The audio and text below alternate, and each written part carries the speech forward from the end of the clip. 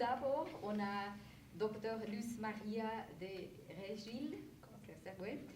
Elle est la directrice du département de la nutrition et de la sécurité alimentaire à l'Organisation mondiale de la santé. Elle est épidémiologiste, une de plus, hein, voilà. Elle possède 20 ans d'expérience dans les secteurs public, privé, à but non lucratif et intergouvernemental. Avant de s'occuper de son poste actuel, Dr. Terregil a été chef de l'unité des actions multisectorielles dans les systèmes alimentaires à l'OMS, vice-présidente des services techniques mondiaux chez Nutrition International au Canada, épidémiologiste à l'OMS et chercheuse au Mexique et aux États-Unis. Donc, ces travaux portent sur la malnutrition sous toutes ses formes et sur le rôle des systèmes alimentaires dans la mise en place d'une alimentation sûre et nutritive à l'échelle mondiale. Il va sans dire que la nutrition, la sécurité alimentaire et la sécurité sanitaire des aliments sont des enjeux essentiels qui doivent être abordés dans le cadre d'une approche One Health. Donc, on va entendre de toi un petit peu plus tard. Et après, à côté, on a Erika Placella. C'est correct? Non, voilà. Elle est responsable de la section santé et alimentation à la direction du développement et de la coopération, DDC, en Suisse. Après un master en histoire de la médecine à l'Université de Genève, elle a complété sa formation par une spécialisation en santé publique. Avant de rejoindre la DDC, Erika a travaillé pour diverses organisations médicales et de santé publique en Afrique, en Asie et au Moyen-Orient, dans les domaines des zoonoses, de la santé sexuelle, reproductive et infantile, de la sécurité et de la sûreté alimentaire, de la nutrition et des maladies non transmissibles. Elle fournit également des conseils en matière de politique et d'influence politique et contribue à positionner la DDC, avec cela la Suisse, dans les débats mondiaux sur la santé et le système alimentaire. Et Erika, effectivement, fera part à la délégation pour le Semway One Health. Donc, un rôle important pour la Suisse. Stéphane, j'avais déjà présenté, et à côté de moi, et Elsa Léger de l'Institut national de recherche pour l'agriculture, l'alimentation et l'environnement, INRAE, voilà. Elsa est titulaire d'un doctorat en biologie évolutive. Ses travaux portent initialement sur la génétique des populations de tiques, la structuration des hôtes et les conséquences sur la circulation de la maladie Lyme en Europe. Après avoir débuté sa carrière au Royal Veterinary College de Londres, elle a organisé plusieurs ateliers afin de promouvoir une approche One Health pour le contrôle et la prévention des maladies zoonotiques en Afrique subsaharienne. Depuis 2024, elle a rejoint l'initiative Pressode qu'on vient d'entendre de Manon en tant que responsable scientifique mondial sous l'égide de l'INRAE.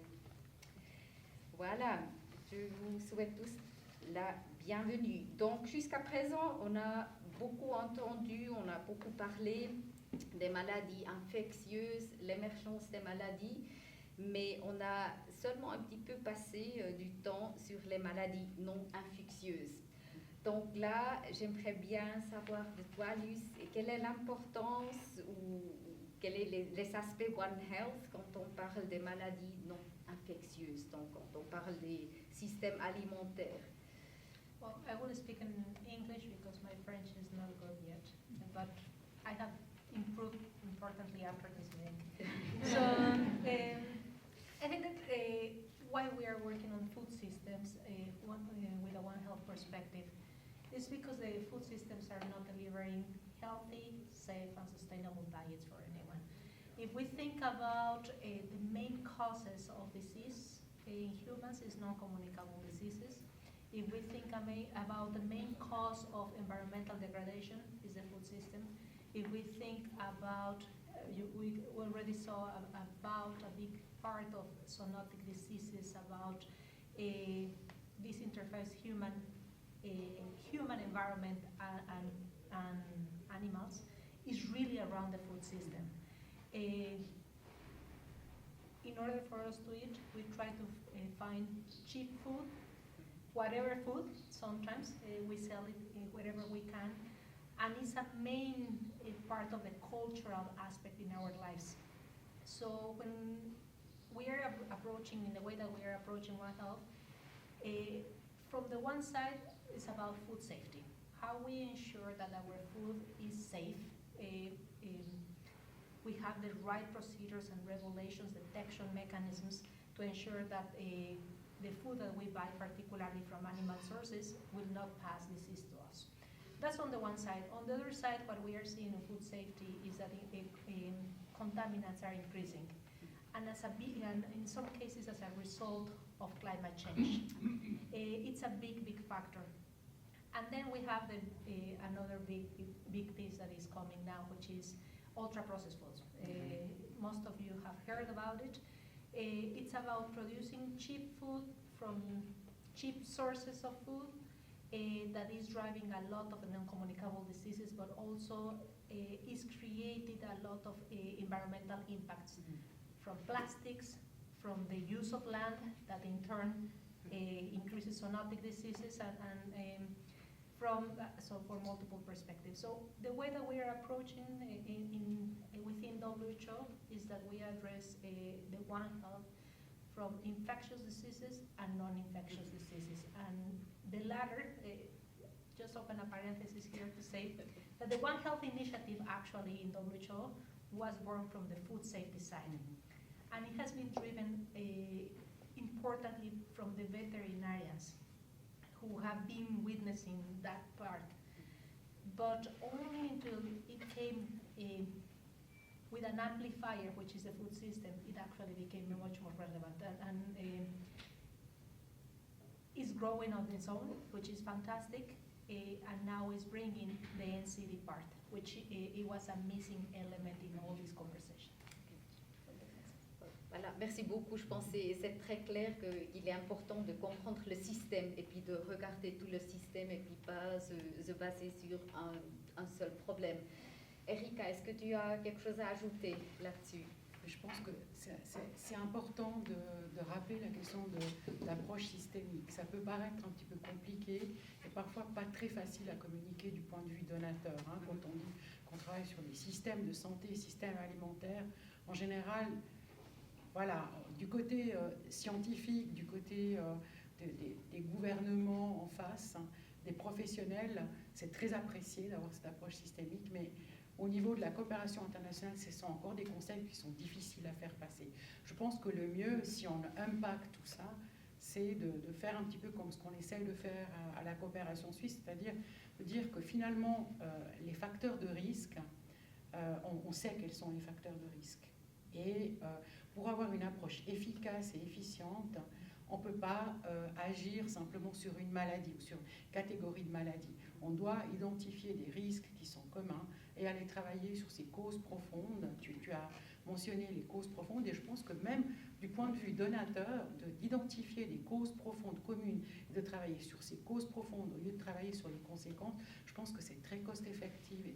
Donc ça parle même le langage des donateurs et c'est intellectuellement honnête et ça reste scientifiquement valable. Donc une des manières de le faire, c'est d'avoir une clarté conceptuelle. C'est pas juste le cadre conceptuel, c'est la clarté conceptuelle.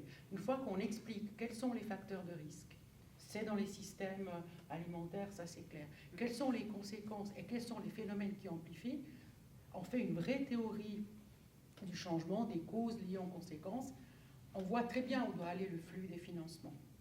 C'est-à-dire, si on veut rester vraiment honnête, il doit aller sur les causes profondes et pas traiter uniquement les conséquences. Okay.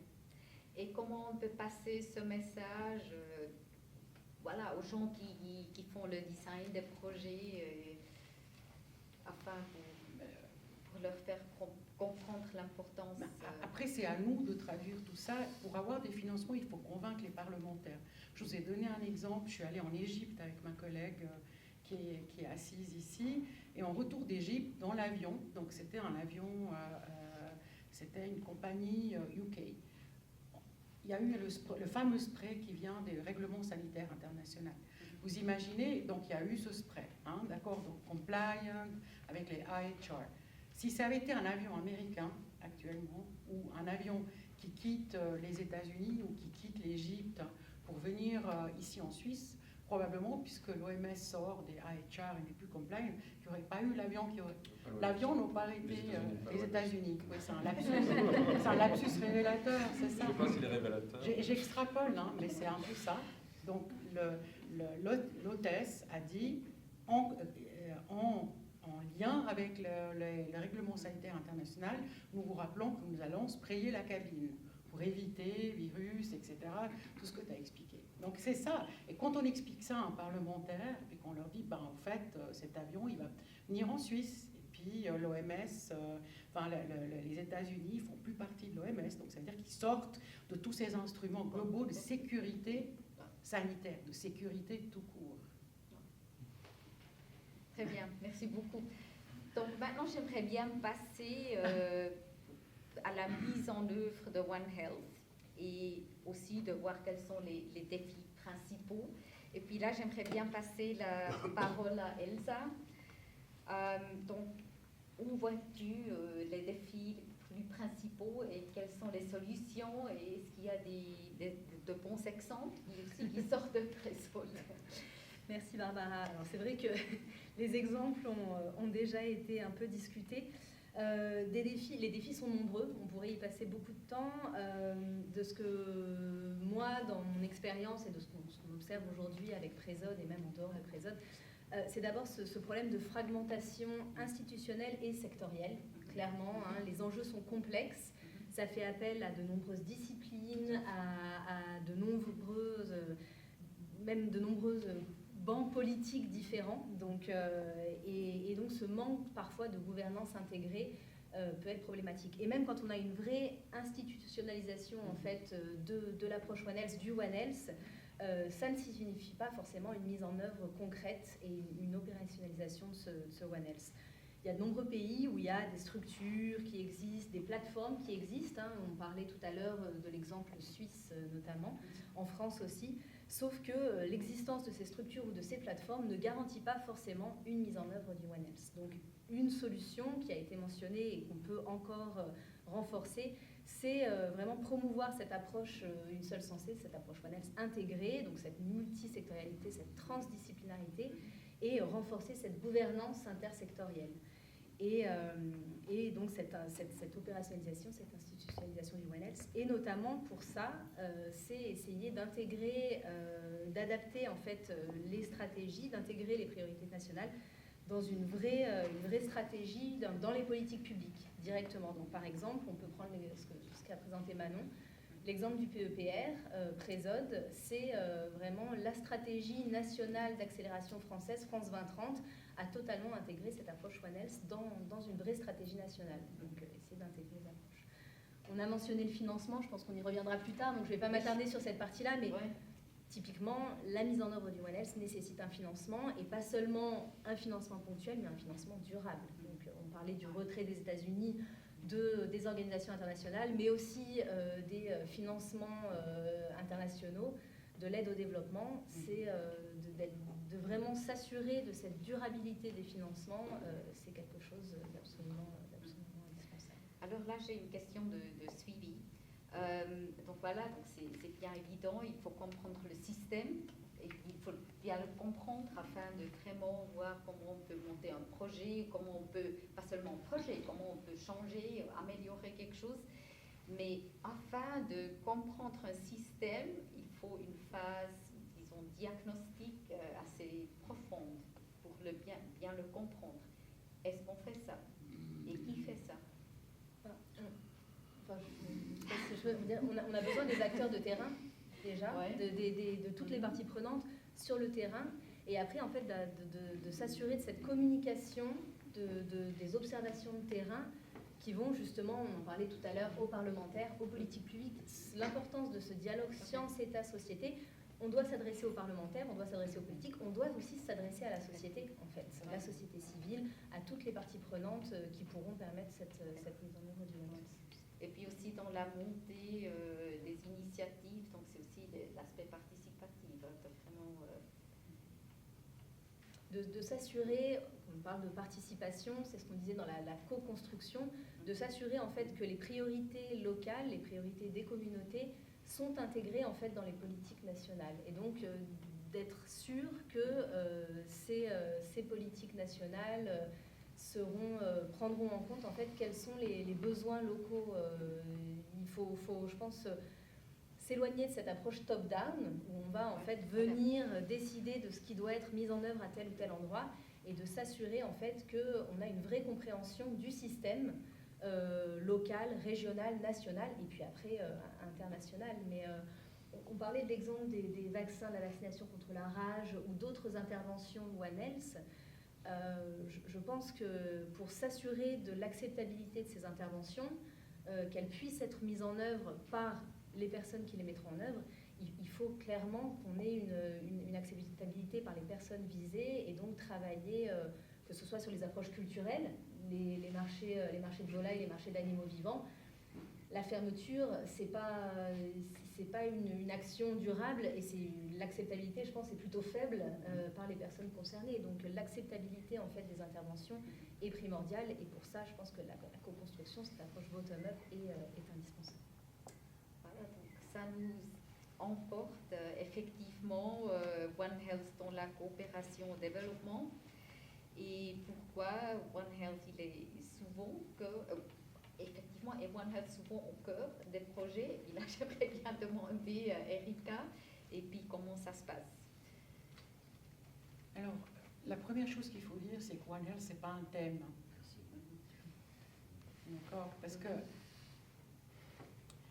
c'est vraiment fondamental. C'est pour ça qu'on dit une approche One Health. Et c'est pour ça que la clarté conceptuelle, elle est fondamentale, y compris dans l'environnement et l'écosystème des donateurs. Parce que si vous dites One Health, quelqu'un qui n'a pas ce background ou qui n'a pas forcément en tête ces questions de lien, de cause à effet que tu viens que tu as illustré, en fait, ça va être un nouveau thème. Puis maintenant, moi j'ai eu aussi des débats assez intéressants hein, où on me disait non mais nous, One Health, c'est encore un thème, on peut pas, on fait la prévention des pandémies, on fait... One Health, on n'a pas assez de financement, assez de budget, on n'a pas assez de ressources pour pouvoir faire du One Health. Voilà, donc il y a un travail à faire. Tu as mentionné aussi l'importance de la communication, toi aussi. Moi, j'ai envie d'aller au-delà. Il faut chaque fois expliquer, réexpliquer. C'est un peu comme les déterminants de la santé. Ça fait 50 ans qu'on explique le lien de cause à effet.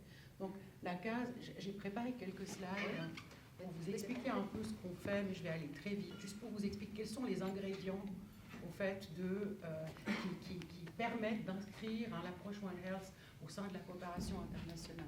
Et puis, donc, le premier, c'est ce que je vous ai dit, c'est que ça fait partie du narratif Pandemic Preparedness and Response. C'est pas un nouveau thème, c'est une approche.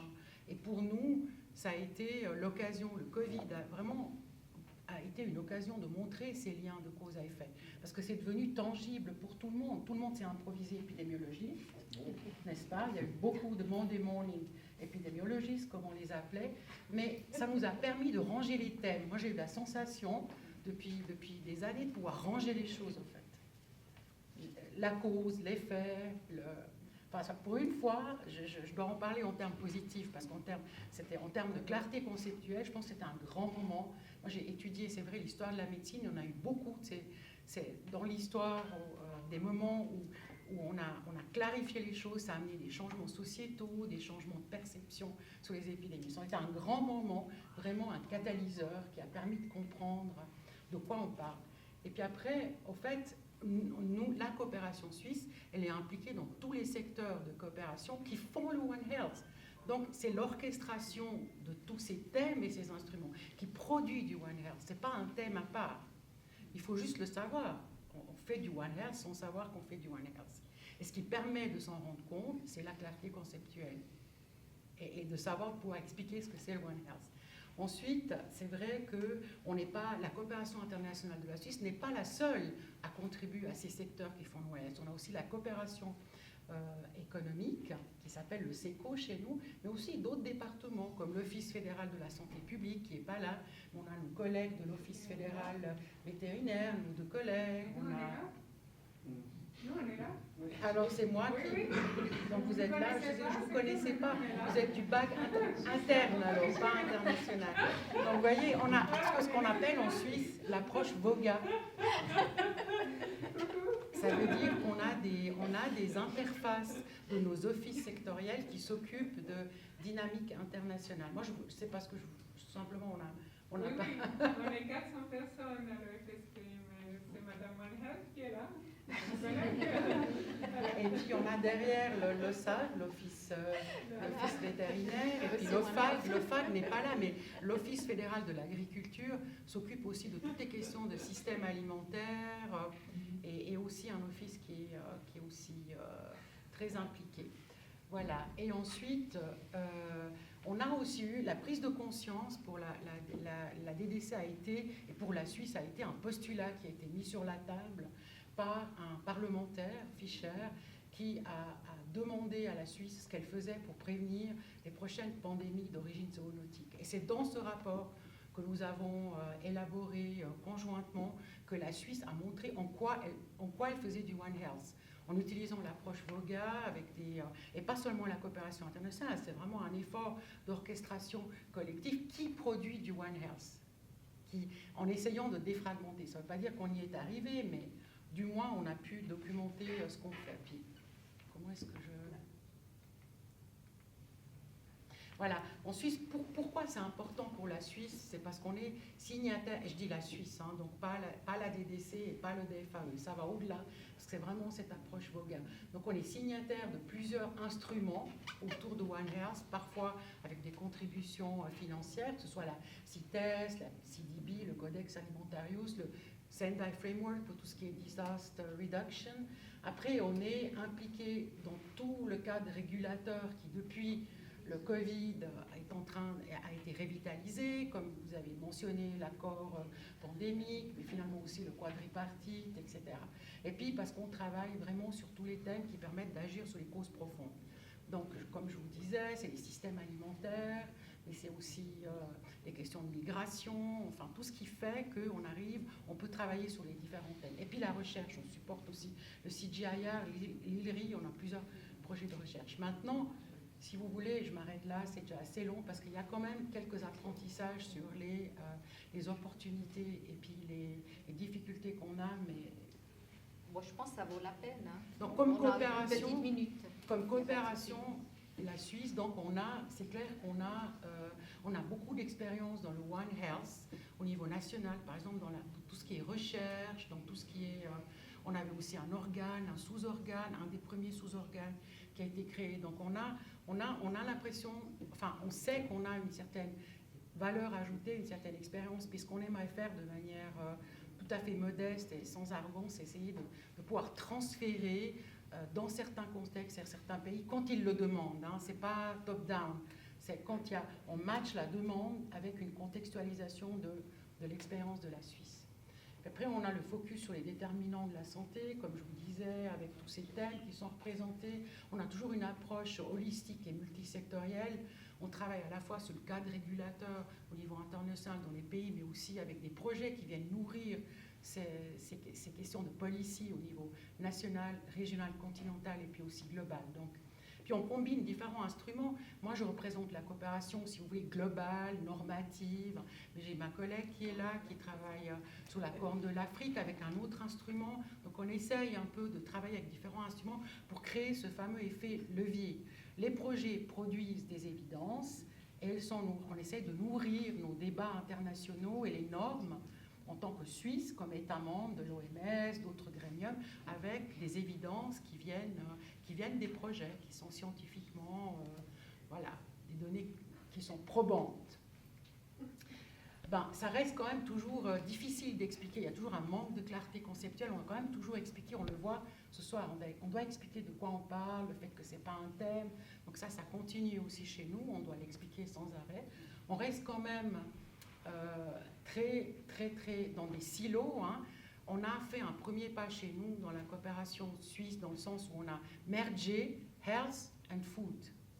Ça a été un grand pas vers un décloisonnement, ce qui fait que dans la même section que moi je représente ce soir, on a les causes profondes et les conséquences. Ce qui nous permet... Oui, voilà, mais on sait qu'il y a les Canadiens qui ont fait la même chose. J'avais eu des discussions avec la France aussi pour aller dans le même sens. Parce que finalement, c'est une manière de rationaliser dans une période de coupe budgétaire, puis d'essayer de faire une rationalisation qui soit plus ou moins, disons, qui fasse sens, quoi. Et pas juste couper les thèmes, mais d'essayer de les ranger. Et puis après, ça reste quand même, tu l'as dit, ça reste très fragmenté, le landscape. Il y en a qui comprennent toujours pas que c'est pas un thème, il y a des fonds qui sont créés, enfin, c'est difficile d'avoir une cohérence des politiques entre ce qu'on fait en Suisse et ce qu'on prône dans les pays dans lesquels on travaille. Donc sur les ressources, parfois avec les mêmes fonds, qui devraient servir à avoir une défragmentation et puis à pouvoir appuyer les bonnes initiatives. On a quand même toujours de la compétition. Les fonds pandémiques, en même temps qui doivent être sur le One Health, mais qui, après on a le VIH, on reste quand même très fragmenté. Puis on a tendance à oublier que la résistance, antimicrobial resistance, c'est quand même une grosse part de One Health. On n'en a pas parlé ce soir, mais on a tendance un peu à oublier ça aussi, puis il faut chaque fois le ramener. On pouvait passer une soirée là-dessus. Voilà. C'est excellent. Merci beaucoup, Erika. Est-ce qu'il y a quelque chose à ajouter des autres intervenants aussi pour les problématiques coopération du développement? I would like to add one piece. I think that projects like the previous one show that One Health can pass from a concept, an idea, to something that is more real. But a big problem is that the allocation of responsibilities is not there. I will give you an example. WHO hosts a network that is called InfoSan. It has 190 countries signing on to that, and what we do is if a product is produced and contaminated in one country and is sold internationally, and we find any type of contamination from contaminants, parasites, virus, whatever contamination in other country, we connect all the countries where that product was distributed to recall it from the market. And the communication, I mean, no one knows about it, but it happens in less than 1 week. Most of the products are recalled from the market.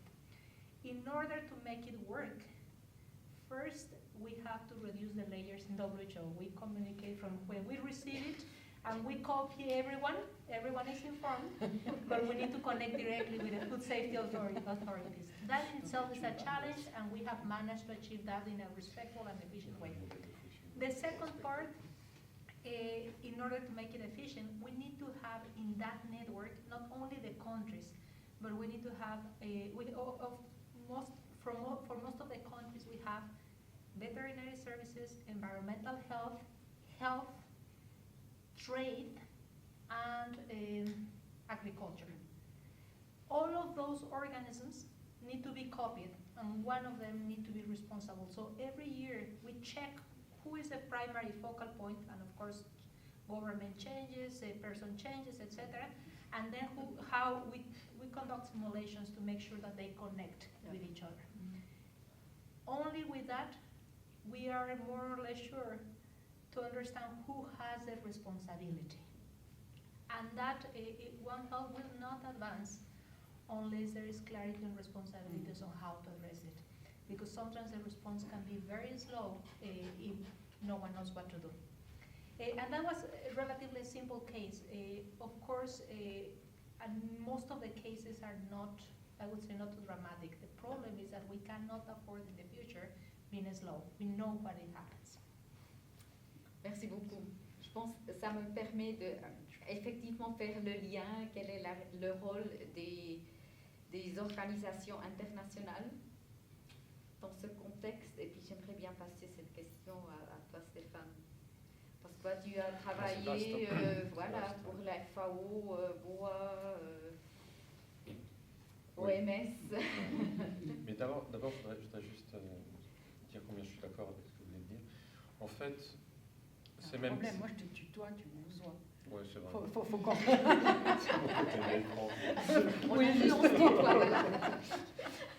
Non, mais c'est vrai que tu parles de thème, moi je parle même de discipline. C'est-à-dire que pendant longtemps, ONL, ça a été vu comme une discipline, comme quelque chose. Et ça nous a arrangé, parce que personnellement, quand je suis arrivé à Genève, venant du monde vétérinaire, J'avais besoin d'avoir quelque chose qui fasse un peu de mousse. Mais ça, il y a 15 ans, il y a 12 ans. Maintenant, One Health, on a l'impression que c'est la non, One Health, c'est une approche. Il y a plein d'exemples, il y a plein d'applications. Et je pense j'espère que pendant le sommet, vous allez voir la diversité de ces applications. C'est impressionnant. J'aime beaucoup les thèmes du sommet. Ça va loin. On va sur les problématiques de pollution, on va sur les problématiques ultra-processed food. On va réfléchir à ça. Et ça se passe à Lyon. Et c'est pas anodin que ça se passe à Lyon, parce que Lyon, en particulier, c'est un des précurseurs avec un master spécialisé à l'École nationale des services vétérinaires de Lyon, qui est le centre de référence de Woura, avec un master spécialisé, avec une collaboration avec Sciences Po, pour essayer de voir des applications concrètes de One Health dans la société, dans la ville. Et il y aura une session spéciale à l'Académie de l'OMS, je crois que c'est le 6, qui va être spécialisée sur One Health dans les cities, dans les villes, pardon. One Health dans les villes. Et alors on va voir plein de choses complètement différentes. Et j'ai eu l'occasion de suivre une des promos de ce master. C'est impressionnant. Ça va depuis les abeilles, les espaces verts en ville, l'élevage de poulets. Enfin, il y a plein de choses passionnantes avec plein d'applications. Donc il faut faire attention de ne pas en faire un silo. Un silo. Donc de nouveau comprendre le système et puis rester ouvert, parce qu'on n'a pas les solutions, comme tu disais. Ça vient des communautés, il y a plein d'applications différentes. Et moi, quand je suis arrivé à l'OMS, c'était... D'abord, je suis arrivé parce qu'on m'a demandé d'aller là-bas, parce que comme vétérinaire, c'est pas mon endroit préféré. C'était beaucoup mieux à Rome, à la FAO. N'est-ce pas? On était bien là-bas. C'est une sacrée déclaration. Mais il y avait ce besoin, et je parle il y a 12 ans, 13 ans, d'essayer de dire, bon, il faut qu'on casse un petit peu cet aspect purement santé, parce que c'est... Voilà. Et en fait, pour pas partager quelque chose, vous le gardez pour vous. C'est le directeur de l'OIE qui m'a envoyé là-bas, en disant il faut qu'on essaye d'améliorer ça. Ça a été compliqué, ça a été très compliqué. Mais j'avais une conviction. Est-ce qu'on peut... Je crois que j'ai quelques diapos. Je pense que oui. Mais encore une fois, cette conviction, elle vient du terrain. Non, c'est pas ça. Elle vient du terrain. Ça, c'est le ministre de la Santé de Madagascar et le ministre de la Santé et ministre de l'Agriculture de Madagascar pendant une épidémie de fièvre de la vallée du Rift. On est déjà, on est dans les années 2008, je pense, 2009. C'est marqué. C'était une intervention qu'on a fait ensemble en urgence, parce qu'il y avait des gens ça tombait, c'était vraiment une grosse épidémie. Ces deux ministres, il y en a un qui disait attention, ne touchez pas les animaux, n'approchez pas les animaux, ne mangez pas les animaux, ne buvez pas de lait. Et l'autre, il disait exactement l'inverse. Il disait il n'y a aucun risque. Et les gens étaient complètement perdus. Et c'est une catastrophe quand ça se passe comme ça. Et pour revenir à ce que tu disais tout à l'heure, le même phénomène s'était passé quelques semaines avant en Tanzanie. Ce qui s'était passé, c'est que c'était une panique totale, donc un effondrement du prix des animaux. Et de là, il y avait eu des petits malins qui avaient mis ça dans des barques qui étaient partis à Mayotte et à Madagascar. Et c'est comme ça que la maladie est passée, parce que les animaux ne valaient plus rien. C'est catastrophique. Et quand on est... C'était vraiment l'expérience que j'avais quand... Philippe, tu t'en souviens, quand on était à Rome. Moi, j'étais à ce moment-là envoyé par la FAO pour gérer ce genre d'épidémie. Et puis j'avais un collègue qui venait de Genève pour l'OMS. Et on disait, mais c'est pas possible, il faut qu'il y ait quelque chose qui se passe, parce que c'est pas pendant une épidémie qu'on règle ça. Il faut l'avoir travaillé en avance. Il y avait un autre problème, un problème classique, ça c'est... Non, on fait ça. Tanzanie, ça c'est une photo aussi de l'équipe vétérinaire qui se déploie sur une épidémie de fièvre de la vallée du Rift. La voiture était en panne, ils sont allés avec les transports communs. Et le gars, il a un sac orange qu'on connaît bien à la FAO, parce que c'était ce qu'on avait donné avec de l'argent USAID pour la grippe aviaire. Ils utilisaient du matériel de grippe aviaire pour gérer une épidémie de fièvre de la vallée. C'est pas sérieux. Ça, c'est des choses qu'il faut qu'on organise un petit peu à l'avance. Désolé, c'est un petit peu... Mais bon, voilà, ça réveille.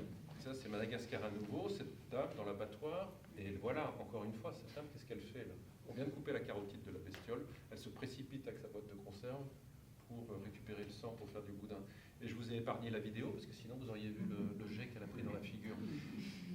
Mais là, on peut faire quelque chose. chose. Ça, on peut quand même faire quelque chose. Si on est un peu intelligent, on peut essayer de... Alors on va dire c'est du One Health. Non, moi je veux dire c'est de la logique, c'est du bon sens, c'est de la coordination multisectorielle. Alors heureusement, ça a beaucoup avancé. Et une des choses qui nous a fait avancer énormément, ça a été le règlement sanitaire international. Parce que, et c'est ça que le directeur de l'OIE m'avait demandé, il m'avait dit, je me souviens très bien de ce qu'il m'avait dit, il m'avait dit, écoute, on va, avec un contrat des affaires étrangères, on va essayer de travailler ensemble et avec Genève. Il faut que tu comprennes ce que c'est que le règlement sanitaire international. C'est pas du tout connu dans le monde vétérinaire. Il faut que tu regardes comment est-ce qu'on peut collaborer là-dessus. Et moi, j'ai vu dans un des articles de ce règlement sanitaire qui disait, il est très clair, l'obligation de détecter, de mettre en place, de détecter, de notifier, de rapporter. Et il faut que les pays développent les capacités pour faire ça. Et le règlement sanitaire international, il a ceci d'intéressant que c'est une loi. Ça a un impact très fort. C'est une loi qui n'est pas limitée au ministère de la Santé. C'est une loi qui est au plus haut niveau, qui est un engagement du pays. Tous les membres de l'OMS sont membres du règlement sanitaire international. Il y en a 2 autres en plus. Donc c'est très largement. Et c'est un engagement national. À partir de là, on peut commencer à construire. Et c'est là qu'on a commencé à emmener les services vétos, à discuter avec les services de santé. Et aujourd'hui, on utilise toujours ça. Aujourd'hui, ce règlement sanitaire international est amendé. On n'a pas réussi à mettre le mot One Health dedans, mais on a mis le mot prévention, qui est nouveau. Et puis, il a été rajouté le traité sur les pandémies, dans lequel on a un chapitre One Health.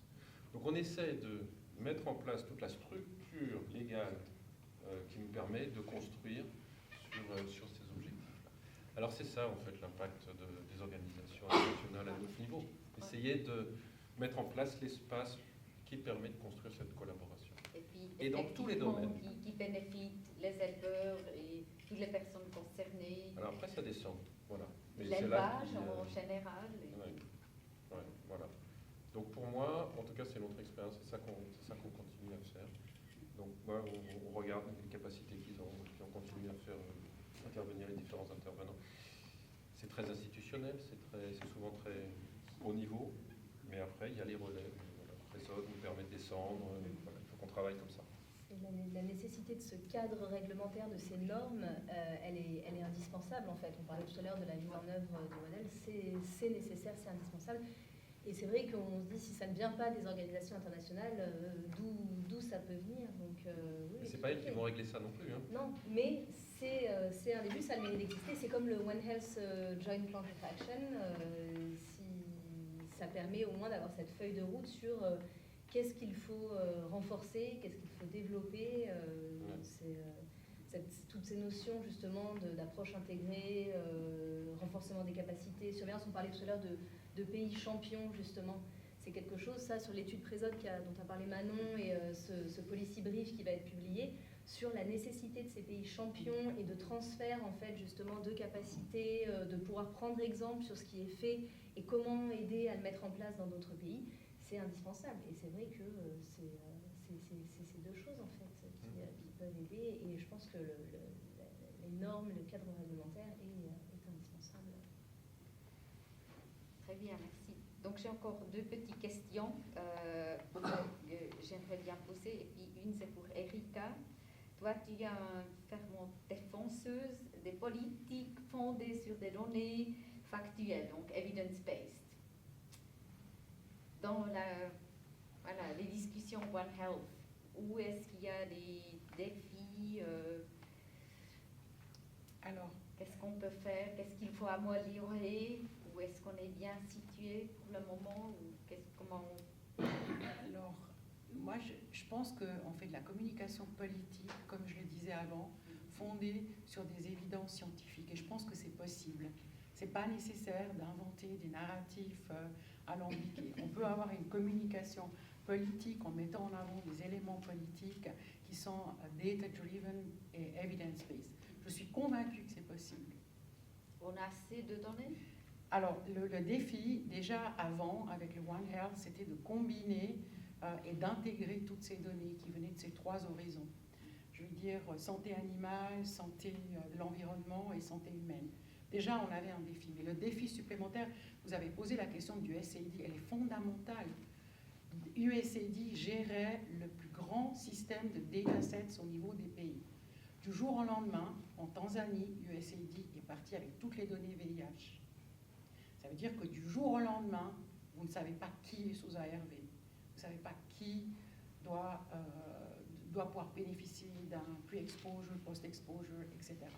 Ça veut dire aussi, pour tout ce qui concerne la sécurité alimentaire, hein, que vous aviez un organe qui s'appelle IPC, que certains d'entre vous connaissent peut-être, qui établissait les critères pour pouvoir déclarer une famine à un endroit donné. Tout ceci était soutenu par USAID. Tout ceci a disparu. C'est-à-dire c'est un espace à prendre maintenant. Vous savez, il y avait cet adage il y a 10 ans, « Data is the new oil ».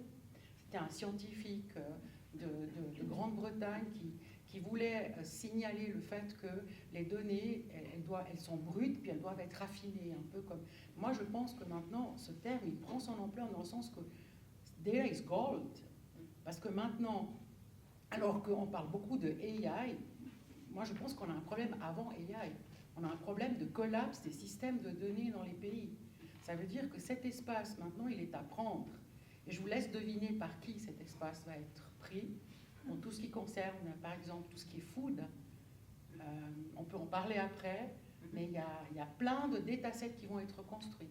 Simplement, pas forcément avec les critères et la déontologie qui nous est chère. Donc, c'est un vrai défi. Donc, vraiment, il faut vraiment investir maintenant. Il faut rendre absolument sexy, y compris pour les donateurs, le fait de soutenir des systèmes de données. Parce que ce n'est pas juste une question de répondre à des besoins, c'est une question de faire de la coopération internationale qui est aussi cost-efficient et cost-effective. Et en période de raréfaction des ressources, c'est un argument qui marche. Très bien compris. Merci beaucoup pour cette clarification. Donc voilà, et tout au cours de cette soirée, on a bien entendu que quand on suit une approche One Health, ça va apporter une valeur ajoutée. Et puis ça me emporte effectivement pour le financement. Donc voilà, on a un bénéfice à la fin, donc qui doit payer pour ça? C'est une question pour tout le monde. Moi, juste une phrase, plutôt que qui doit payer, c'est comment on doit convaincre, comment on peut démontrer en fait de manière convaincante et adaptée aux financeurs qu'il faut financer justement. Après, on parle de quel type de financement? Est-ce qu'on parle d'un financement de projet?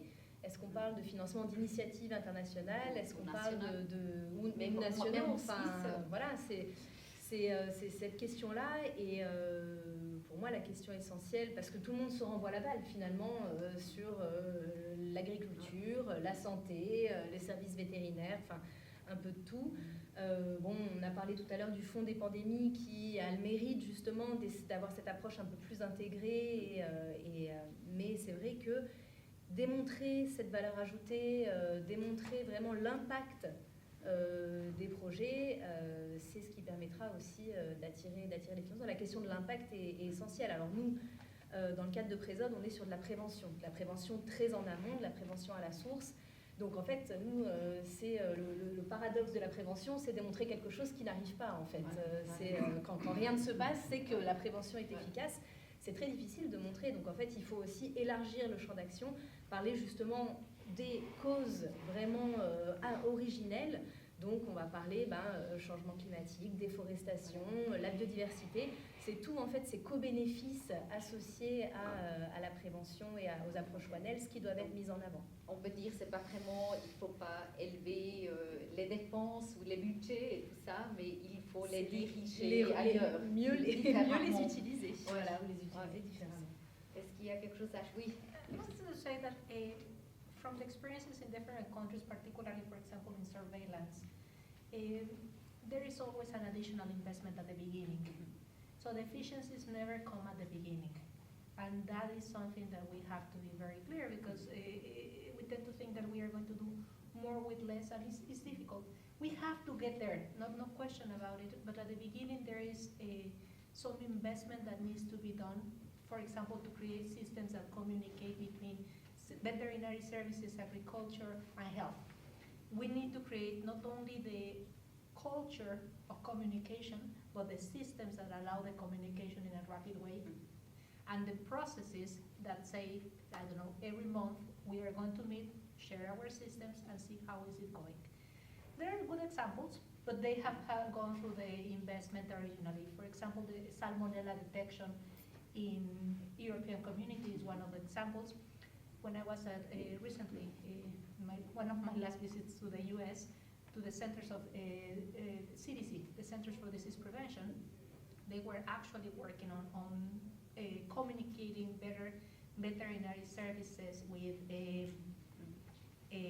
human health services and also the rapid detection. So surveillance is expensive, but the systems can be connected. It's much more expensive if the systems are not connected, but if no one is willing to put the initial investment, the One Health concept is a great idea, but it will not happen unless that investment happens. Très bien. Je vais essayer de continuer un tout petit peu dans la même idée, mais peut-être aller un petit peu plus loin. Pendant très longtemps, on a été dans la logique qu'il fallait des budgets supplémentaires, des projets pour monter du One Health. Ouais, c'est ça.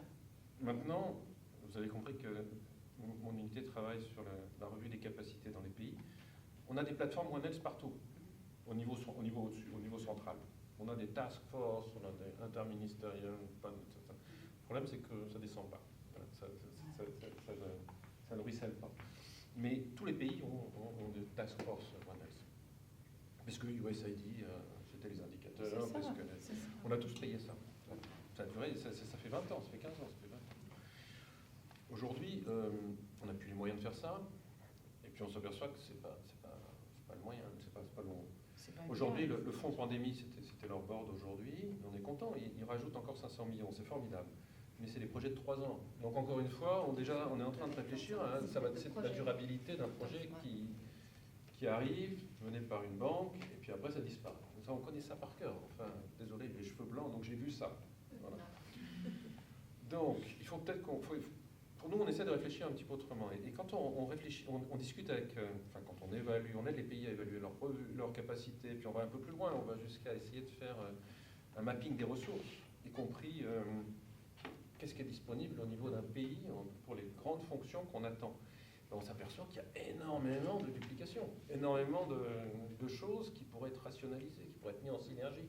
On s'aperçoit qu'un système de surveillance va être payé par 4 donneurs différents. Ils ne le savent pas. C'est ça. Ils ne le savent pas.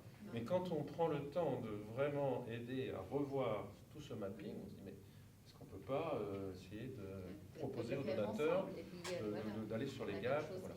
Et donc ça, c'est important. Et donc, il ne faut pas forcément attendre des choses d'extérieur. Il y a aussi des ressources domestiques qui sont mobilisables si c'est mieux organisé. Et comment ça peut être mieux organisé?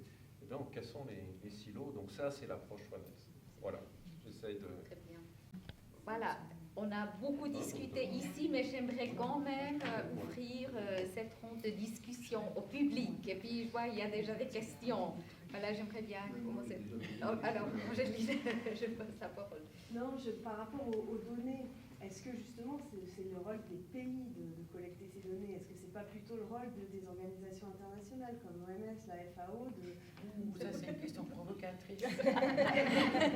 et de standardiser cette collecte de données et justement de rationaliser cette collecte de données, que ce soit coordonné et uniformisé. Alors je sais qu'en Suisse c'est déjà compliqué, mais la collecte des données de santé, mais... Alors je vais parler au nom des organisations et puis je pense que les vont m'aider, mais oui et non, oui, mais la souveraineté du pays. Donc il y a un certain nombre de choses qui peuvent être partagées. Ce que je veux dire, c'est par rapport aux États-Unis qui collectent les données dans un autre pays, pas les données du pays lui-même. Donc la coopération. La coopération, enfin que l'OMS soit présente pour coordonner standardiser à l'échelle internationale. Avec les coordonnées, ça va être compliqué. Ok, et puis là, il y avait une autre question. Oui. C'est une question très intéressante, parce qu'il n'y a aucun donateur qui est intéressé aux données. On n'en trouve pas beaucoup. Non. Mais maintenant, on doit documenter ce qui se passe maintenant avec USAID de manière très tangible. Qu'est-ce que ça veut dire? Qu'est-ce que ça veut dire, la disparition de datasets entiers, quoi? Tu vois, et pourquoi est-ce qu'on n'a pas fait les choses différemment? Pourquoi les systèmes en Tanzanie n'étaient pas interopérables? C'est-à-dire que tu peux facilement basculer dans le système national et tu peux utiliser les données. Pourquoi est-ce qu'il n'y a pas eu? Et c'est d'autant plus important à un moment où actuellement, à l'heure où on parle maintenant, il y a 18 MOU, Memorandum of Understanding, de pays africains, dont certains vendent leurs données au département d'État américain contre la coopération internationale. Et la transaction, elle se fait beaucoup sur les données. Donc cette discussion sur les données, elle est vraiment fondamentale. Elle est encore présente dans le cadre des discussions actuelles du PABS, l'annexe du traité des pandémies pathogènes et Access Benefit Sharing, où cette question est centrale en fait, d'interopérabilité, de propriété, de dispersion des données, de partage des données. Privacy, open source, mais en même temps de s'assurer qu'il y a une privacy, et c'est un bien commun quand même. Donc, tout ce paramétrage-là, il faut quand même pouvoir maîtriser. Là aussi, c'est une question de compréhension et de clarté conceptuelle. Oui, merci d'abord pour vos interventions. J'ai deux questions, ou peut-être même trois. L'une, c'est d'abord, si j'ai bien compris, les causes étaient dans l'utilisation, enfin, le land, comment c'était, land use change. C'est une chose, le trafic des animaux sauvages, enfin, le commerce des animaux sauvages, et ensuite des systèmes d'élevage industriel. Est-ce que, si j'ai bien compris, c'était parmi les facteurs de risque un peu que vous définis, est-ce qu'il y a une pondération à faire entre ces trois facteurs? Et il me semble qu'en tout cas, on pourrait agir avec nos politiques publiques sur, par exemple, les élevages et les systèmes alimentaires. Et en fait, donc j'enchaîne là-dessus. Et puis, en fait, aussi, on vient d'assister en Suisse à une coupe des moyens alloués à la coopération internationale, à une coupe importante, de 350 millions sur 3 ans, et faite par un Parlement qui n'est pas vraiment au courant, en fait, qui pourtant défend un narratif économique pour, en fait, défendre et légitimer ce choix de coupe, mais quand on vous entend, on dit qu'en fait, il y a quand même une relation par rapport à la prévention et qui en fait, qui est beaucoup plus économique que l'inaction et donc l'approche d'une prévention sur une approche systémique, ça serait vraiment quelque chose qu'il faudrait défendre. Mais on vous a, en tout cas, c'est pas un reproche, mais on aimerait bien entendre en fait vous, enfin les chercheuses et les chercheurs, porter ce débat aussi dans nos parlements où on prend des décisions en totale méconnaissance de cause. Parce qu'en fait, vraiment, alors il y a, à mon avis, il y a matière à agir aussi en Suisse, quoi. Voilà, donc le message est bien passé, j'ai bien compris. Eric, qu'est-ce qu'on fait avec notre parlement? Après, les coupes budgétaires, certes, c'est compliqué. Certes, mais c'est pas juste une question d'argent, tout ça. C'est pas juste une question d'argent. Moi, je suis aussi payée pour faire du dialogue politique, pour faire de la clarté conceptuelle, de politique sectorielle, de faire un ancrage de politique sectorielle en Suisse, de m'assurer que c'est une approche VOGA. Vous savez, les initiatives que nous avons, qui ont été les plus normatives, avec un impact normatif, elles nous ont coûté très très peu. Et je parle du SDG, de la diversité alimentaire. On a rajouté, vous connaissez peut-être toute la question de Sustainable Development Goals. Donc on a rajouté sur le SDG 2, qui est sur l'alimentation, système alimentaire, on a rajouté, on a créé ensemble avec, dans une approche VOGA, en fait un indicateur supplémentaire pour mesurer la diversité alimentaire. Parce que tout n'est pas de manger de la farine et de carbohydrates toute la journée. La diversité alimentaire, elle est importante, elle doit être mesurée. Ça nous a coûté 300 000 francs d'arriver à ce résultat normatif. Je pense que plus que la question, on a eu des coupes budgétaires, mais elles ont été quand même pas aussi importantes que dans les autres pays. Ça, je tiens quand même à le dire. Et puis, c'est pas juste une question de projet et d'argent, c'est aussi une question de profil, de capacité, de porter un message politique, d'avoir des compétences thématiques, des carnets d'adresses, de pouvoir se mouvoir dans un gremium international en donnant de la crédibilité à la Suisse. c'est tout ça, c'est cet ensemble de choses-là qui font que la Suisse, on espère, peut avoir une valeur ajoutée et puis être assis parfois à des tables où il y a des plus gros bailleurs que nous.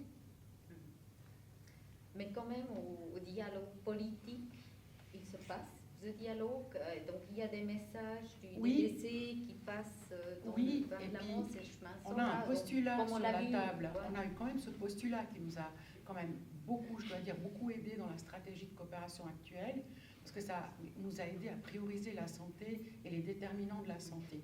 Maintenant, on a un autre postulat sur la table qui demande à la coopération suisse d'être evidence-based. Alors, c'est un rêve. Personnellement, c'est un rêve. On a aussi un autre objet qui nous demande de regarder quelles sont les conséquences du retrait de USAID. Donc ça veut dire qu'on peut amener quand même on peut montrer des choses. Oui, on peut montrer certaines choses, on peut rester intellectuellement honnête et montrer certaines compétences sans forcément mettre en avant le fait que la Suisse va résoudre tout ça. C'est pas ça, c'est juste de pouvoir expliquer les choses de manière tangible, de manière à ce qu'on comprenne qu'on est en train de parler des normes. On a un collapse du monde basé sur les normes qu'on a connu depuis la Deuxième Guerre mondiale. On a un collapse de ces normes. Okay? Ça veut dire qu'on est dans une autre ère. Et toute la question consiste à penser, est-ce qu'on veut un monde qui soit avec quelques normes que la majorité respecte? Ou est-ce qu'on est prêt à une dérégulation totale? Je crois que c'est ça la question. Et je ne connais aucun parlementaire qui ne serait pas interpellé par ça. Si je peux revenir sur cette question justement des facteurs d'émergence qu'on a mentionnés, rementionnés, on les connaît depuis longtemps. Après, en termes de pondération, je ne sais pas si c'est vraiment nécessaire, mais on sait les causes d'émergence de maladies zoonotiques. Elles sont connues depuis longtemps. Quand on dit on a été pris par surprise par le Covid, non. Les scientifiques alertaient sur l'émergence, sur l'arrivée d'une pandémie depuis longtemps. Donc je pense que ça a déjà transformé un peu cette approche science-based ou evidence-based, où on écoute peut-être un peu plus les scientifiques. Il y a l'autre problème aussi, c'est que finalement la science est devenue politique. C'est-à-dire que pendant le Covid, il y a eu beaucoup de messages transmis par les politiques. Tout le monde s'est improvisé épidémiologiste, les messages étaient diffus, confus. Ça a fait aussi, je pense, beaucoup de mal à cette crédibilité aussi de la science. Il y a une grande défiance qui était tournée vers les politiques, qui s'est aussi tournée vers les scientifiques. Donc parfois, ça peut porter préjudice au message justement que les scientifiques essaient de porter. Et la dernière chose, c'est que ce changement de paradigme, justement, on connaît tous les mécanismes, on sait que la déforestation est en cause, on sait que le changement climatique est en cause. Le changement, il est pas prêt d'arriver, ce changement de paradigme est compliqué. Alors la Suisse, moi je maîtrise pas bien, mais en France, par exemple, il y a de nombreuses études sur l'impact des pesticides sur la santé, sur les polluants qu'on retrouve dans l'eau. Encore récemment, une étude est sortie. Pourtant, le moratoire sur l'eau a été repoussé et il y a certains pesticides qui avaient été interdits qui sont à nouveau autorisés. Donc, c'est compliqué, c'est très compliqué et le problème n'est pas forcément une question d'argent pour justement mettre en place ce changement. Et c'est pas uniquement la volonté politique non plus. Je pense que c'est un système très complexe qui est difficile à changer. Mais cela dit, une initiative comme celle qui va se passer là à Lyon dans 15 jours est une manière de faire monter le débat. Nous, on est tous très, très heureux que le président Macron lance une initiative comme ça, parce que c'est exactement ce qu'il faut faire. Il faut effectivement que ça remonte. Après, on ne va pas régler le problème du changement climatique et de l'occupation des sols ou de l'utilisation des sols à Lyon la semaine prochaine. Donc, on continue à se dire il faut qu'on se prépare. C'est clair. Et vous avez compris qu'on peut être pris par surprise. Et dans le cas de ce One Health Summit, les scientifiques ont travaillé tous ensemble, que ce soit les scientifiques français ou les scientifiques internationaux, pour émettre des recommandations qui vont être reprises au niveau politique, qui vont justement être implémentées dans des livrables ministériels, des livrables présidentiels. Donc bien sûr, on va dire que une certaine partie du chemin a été faite, mais il en reste encore à faire. Voilà. En fait, on est presque à la fin de cet événement. Je vois plus de questions du public, donc j'aimerais bien passer à la conclusion. Je pense du point de vue des discussions, j'ai plus rien à ajouter. Je pense que les thèmes étaient très bien élaborés et expliqués. Donc ici, un très grand merci à tous les participants qui sont là pour leur contribution et partager leur expertise, ainsi qu'au public pour les questions très intéressantes qui ont vraiment enrichi les discussions. Peut-être pour conclure, je veux juste aussi ajouter que One Health est vraiment, comme on a déjà vu, on a déjà expliqué, un thème important aussi en Suisse, qui est soutenu à différents échelons administratifs, à commencer par la Confédération. Donc on a plusieurs représentants dans son coin là, et puis ici on en a 2. Et puis c'était surtout illustré par la création du sous-organe One Health, qui regroupe effectivement les différents secteurs. Et puis pour répondre au plan d'action des parties, dont un des axes est la formation des professionnels, l'Université de Berne propose depuis l'année dernière un programme de formation continue sur le sujet One Health. Il s'agit d'un CAS, donc Certificate d'études avancées, et c'est un programme d'une année axé sur la pratique qui forme notamment les participants à la pensée systématique et à la collaboration interdisciplinaire et transsectorielle.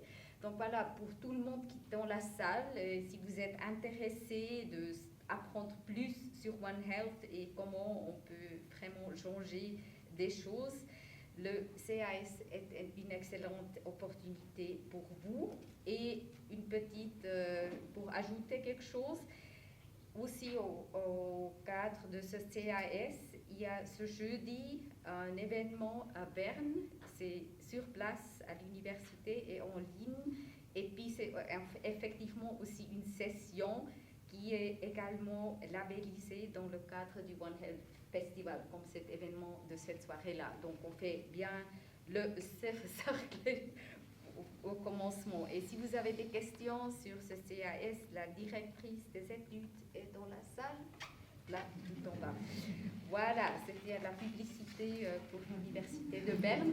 Et avec ça, j'aimerais bien conclure cet événement. Encore une fois, merci beaucoup aussi à Manon et Madame l'ambassadrice.